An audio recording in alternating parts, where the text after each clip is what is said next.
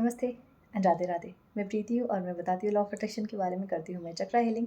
और मेरी manifestation law of attraction की एक क्लास भी आ रही है जो 21 डेज़ की है, जो स्टार्ट हो रही है from 12th of June to 2nd of July. So ये पूरे 21 डेज़ की क्लासेस रहती हैं। सो जो भी इंटरेस्टेड है अपने एनर्जी को हाई करने में, अपनी वाइब्रेशन को हाई करने में, ग्रैटिट्यूड को अपने जीवन का हिस्सा बनाने में, मेडिटेशन को अपने जीवन का हिस्सा बनाने में, अफर्मेशंस को समझने में, स्क्रिप्टिंग को कैसे लिखना है उसको समझने में, तो आपके लिए क्लासेस हैं और आप इसको ज्वाइन कर सकते हैं। फीस बहुत मिनिमम है फॉर 21 डेज, जस्ट ओनली 999। सिर्फ 1000 रुपये का है ये क्लास 21 डेज़ के लिए। सो जो भी ज्वाइन करना चाहते हैं, जो भी इंटरेस्टेड है, आप इसको ज्वाइन कर सकते हैं। हम आगे की तरफ बढ़ते हैं।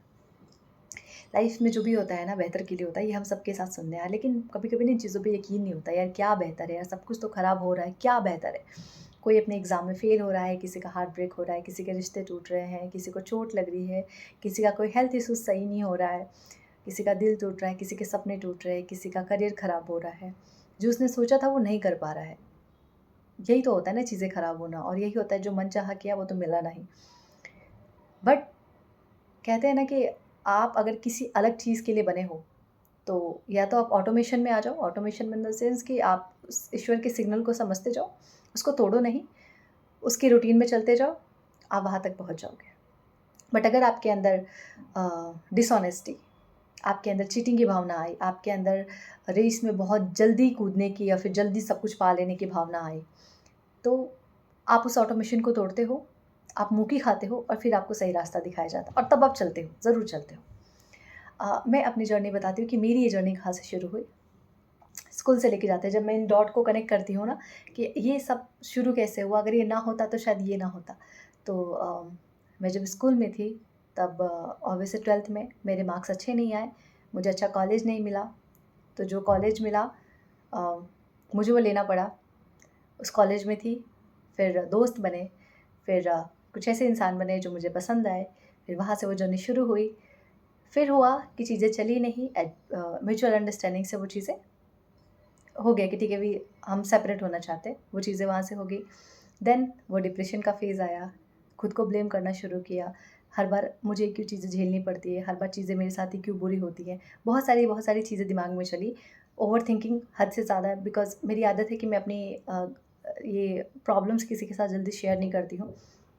तो मैंने शेयर नहीं किया। और जब आप किसी को शेयर ही नहीं कर रहे हो, आप खुद के साथ भी कनेक्ट नहीं हो पा रहे, खुद के साथ भी आपका कनेक्शन स्ट्रॉन्ग नहीं है, तो आप बोलोगे किसको? अंदर-अंदर ओवरथिंकिंग ऑल द टाइम। काम पे भी जा रहे हो, काम पे मन नहीं लग रहा, घर आ रहे हो, घर पे मन नहीं लग रहा, चिड़चिड़ी होते जा रहे हो, मन में बहुत सारी चीज़ें और डाउट क्रिएट होते जा रहे हो और फ़ियर बढ़ता जा रहा है आपका। देन उसके बाद मेडिटेशन का आपके लाइफ में वापस से आना। मैं पहले भी मेडिटेट करती थी, जब मैं 13 इयर्स की थी, तब से मेडिटेशन में शुरू थी, बीच में कुछ छूट गया था।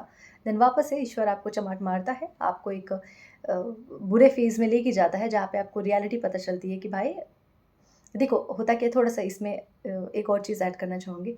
कुछ लोग आपकी लाइफ में ऐसे होते हैं, कुछ लोग ऐसे होते हैं, जो कृतज्ञता की भावना उनके अंदर स्टार्टिंग से रहती है कि हाँ, ईश्वर ने जो दिया है, मैं हर दिन उसका शुक्रगुज़ार करता हूँ।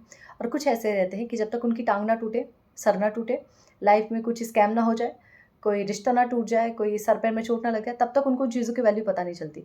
जैसे मैं अपने पैरों से चल रही हूँ, मेरे पैर मुझे चला रहे हैं, इट मीन्स मुझे इसके लिए ग्रेटफुल होना चाहिए।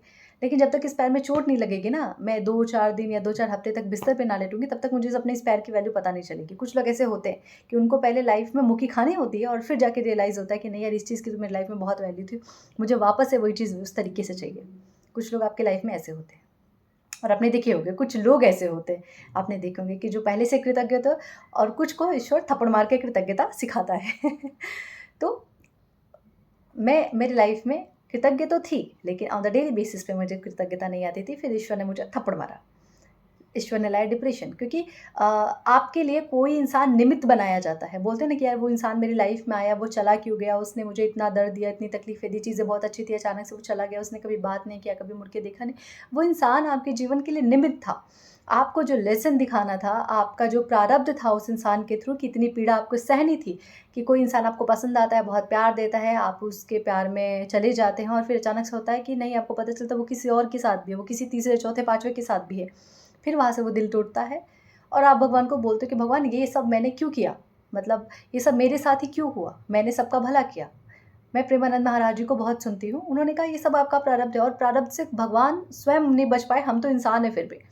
तो चाहे वो इस जन्म का हो या पुराने जन्म का हो, अगर आपने पुराने जन्म में किसी का दिल तोड़ा होगा, किसी के इमोशंस को बहुत हर्ट किया होगा, उनका जो श्राप है, उनका जो कर्स है, वो आपको लगा होगा, और आपको किसी न किसी तरीके से तो इसको झेलना ही होगा। बट अगर आपके कर्म अच्छे हैं तो जैसे ही वो प्रारब्ध का आपका ख़त्म होगा, आपको ईश्वर एक नया रास्ता दिखाता है। सेम होता है मेरे साथ भी, और शायद वो मेरा प्रारब्ध था। वो ख़त्म हुआ, डिप्रेशन का फेज़ ख़त्म हुआ, वो बहुत एंग्जाइटी, बहुत डर, बहुत ओवर थिंकिंग सब था।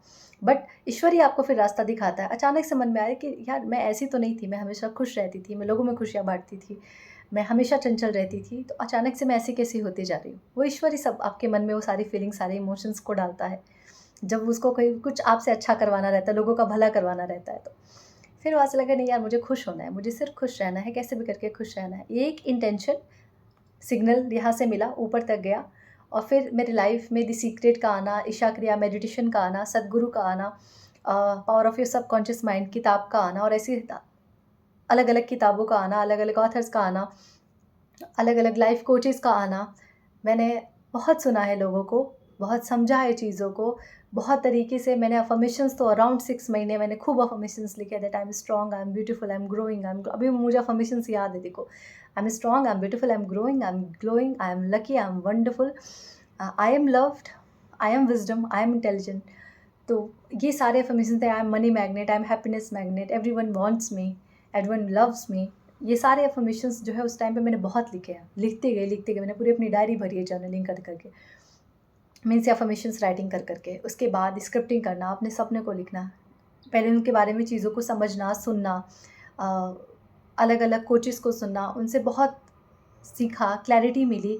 अब्राहम हिक्स को सुनना, बहुत सारे लोगों ने मेरे, क्योंकि ये सब ईश्वर मुझे देते गया। आप वो बोलता है ना कि यूट्यूब की जो एल्गोरिदम है वो क्या है कि अगर आप एक तरीके की वीडियो देखोगे तो ऐसे ही 4 तरीके के लोग और वो सेम कंटेंट लेके आपके सामने वो प्रेजेंट करता है यूट्यूब, राइट?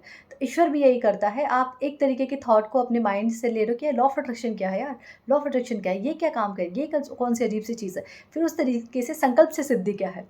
संकल्प से सिद्धि तो मैंने बचपन से सुना है, क्योंकि मैं ब्रह्मा कुमारीज़ में थी, लेकिन वो धीरे-धीरे और क्लैरिटी मिलते-मिलते, क्योंकि वो सबकॉन्शियस माइंड में फीडिंग तो थी, इन्फॉर्मेशन तो था, उसको और क्लैरिटी से अलग-अलग कोचेज़ ने मुझे समझाया, अलग-अलग किताबों ने मुझे समझाया। वहाँ से वो जर्नी शुरू हुई, क्योंकि भगवान को यहाँ लेके आना था। भगवान को मुझसे कोई इंजीनियरिंग नहीं करवानी थी, भगवान को मुझे कहीं नहीं भेजना था, भगवान का इरादा भी नहीं था कि मेरा दिल टूटने का, लेकिन वो मेरा प्रारब्ध था। मैं सीधी तरीके से नहीं मान रही थी। अगर मैंने बचपन से वो मेडिटेट किया होता तो शायद मेरी जर्नी बहुत पहले शुरू हो गई होती, राइट? लेकिन ब्रेक आया, भगवान ने लगा नहीं ये गलत रास्ते पे जा रही है, इसको सही रास्ते पे लेके आना पड़ेगा। सही रास्ता आया, थप्पड़ पड़ा, मुँह खाई, अकल आई, फिर वापस से मेडिटेशन का रास्ता चूज़ किया। धीरे-धीरे मुझे मेरी गुरु मिली, उन्होंने फिर मुझे चक्रा के बारे में सिखाया, समझाया। उसके बाद ये जर्नी शुरू हुई, और आज मैं आप सबके सामने हूँ। तो जब आप पीछे मुड़ के सारे डॉटेड को कनेक्ट करते हो ना, कि फिर एक लाइफ में मेरा एक इंसान आया जिसने मुझे प्यार दिया, एक फैमिली मिली, शादी हुई मेरी, एक ऐसा परिवार मिला जिसने कभी मुझे बेटी मतलब बहू जैसा महसूस नहीं होने दिया, इतनी अच्छी डॉटर आई जिसने हमारी लाइफ में और खुशियों को भर दिया। तो जब पीछे मुड़ के उन सारे डॉट को कनेक्ट करती हूँ ना, कि यार स्कूल से वो जर्नी शुरू हुई, वो मार्क्स का कम आना, वो कॉलेज मिलना, वो इंसान का मिलना, फिर अच्छे दोस्त बनना, ऐसा नहीं कि कुछ बुरा या ख़राब था, सब कुछ था। आई एम सो ग्रेटफुल, जो भी इंसान आपके जीवन में आए और आपकी चीज़ें उनके साथ बने या ना बने, चीज़ें चले या ना चले, बी ग्रेटफुल, क्योंकि वो इंसान आपकी लाइफ में एक निमित्त के लिए आया है, और दूसरा कोई एक लाइफ लेसन देने के लिए आया है। सो बी ग्रेटफुल। बहुत सारी चीज़ें आप लेसन लेते हो, आप चाहे किसी भी रिश्ते में रहते हो, किसी दोस्ती के रिश्ते में, किसी प्यार के रिश्ते में, आपको बहुत सारे लेसन मिलते हैं, बहुत सारा ज्ञान मिलता है। सो बी रिस्पेक्टफुल, बी ग्रेटफुल। वहाँ से चीज़ें बहुत सारी समझना, अपनी लाइफ में और ग्रो करना, अपने करियर में ग्रो करना, एक ऐसे इंसान का जीवन में आना जिसने बहुत प्यार दिया, बहुत सम्मान दिया, जिसकी फैमिली ने बहुत इज़्ज़त दिया, और वहाँ से ये जर्नी का शुरू करना, फिर यूट्यूब की जर्नी पे आना, यूट्यूब की जर्नी को शुरू करना, और आप सबके अभी सामने, और आप सब मुझे इतना सारा प्यार दे रहे हो, इसके लिए बहुत बहुत शुक्रिया। मैं ये कहना चाहती हूँ, लाइफ में अगर कुछ अभी फेलियर हो रहा है ना, तो वो करवाए जा रहे हो आप उससे। मन नहीं लग रहा होगा पढ़ने में, फ़ेल हो रहे होगे, ऐसा हो रहा कि बहुत पढ़ाई करी, 2 नंबर से रह गए, टीचर नहीं बन पा रहे, क्योंकि जर्नी कहीं और की है, कहीं और जाना है। थोड़ा-सा और भगवान को स्ट्रगल कराना है, क्योंकि प्रारब्ध में वो लिखा है कि तुम्हें इतना स्ट्रगल करना पड़ेगा।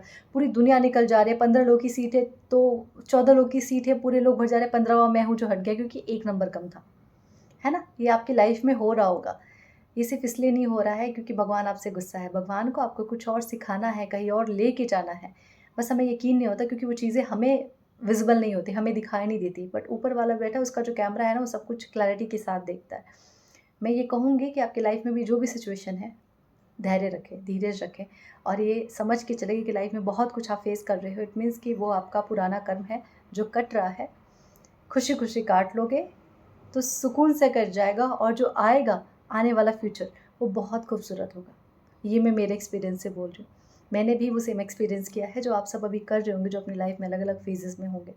बट अब लाइफ बहुत खूबसूरत है क्योंकि वो सिर्फ मैंने झेला और समर्पण के साथ झेला है, खुशी के साथ झेला, और इसलिए आज मैं आप सबके सामने अपने एक्सपीरियंस को शेयर कर रही हूँ। बी ग्रेटफुल, अभी लाइफ में जो कुछ चल रहा है समझ में आ जाएगी इस वीडियो के थ्रू। और ये जो वीडियो अगर आपके पास जा रहा है, इट मीन्स कि ये सच में ईश्वर का ही भेजा हुआ एक संकेत है जो मैं आप सबके साथ शेयर कर रही हूँ। ये सबसे आखिरी में बोल रही हूँ मैं वीडियो के, ताकि जो लोग इसको लास्ट तक सुन रहे होंगे समझ पा रहे होंगे। Thank you so much everyone and Radhe Radhe. Thank you, thank you, thank you.